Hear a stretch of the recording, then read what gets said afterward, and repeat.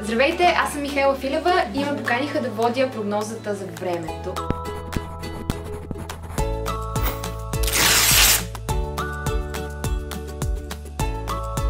Само че аз не съм чела дори сценария и казаха, че ще бъде на живо.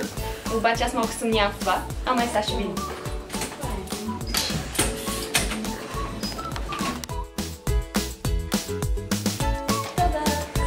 Ето ви идея. С ето този циклон се пренесе. Вълнуваш ли се? Много да. Ще се справиш ли? Не.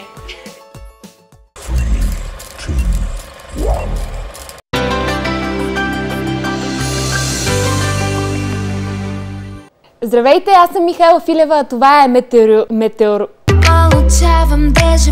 Здравейте, аз съм Михайла Филева, а това е метеорологичната прогноза. Добри новини за днес. Ще бъде слънчево в някои части на страната, в други няма да бъде толкова слънчево.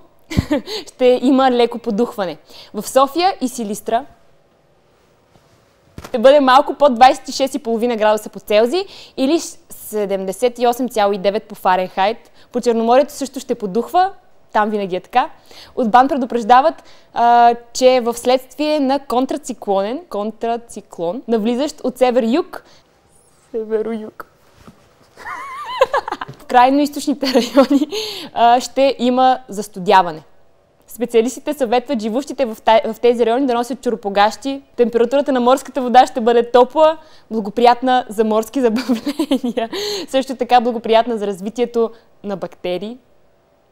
Последващата седмица Луната ще бъде в 9-ти дом на Меркурий, което е благоприятно за любителите на танците. Времето ще бъде отлично за пачанга понеделник вечер, пачанга вторник вечер, сряда, четвъртък, петък, събота, неделя. Понеделник сутрин, пачанга вторник сутрин, пачанга сряда сутрин, пачанга четвъртък, петък, събота, неделя. Все пак винаги си носете чадър. Аз съм Михайла Филева и това беше прогнозата за времето. Лек ден!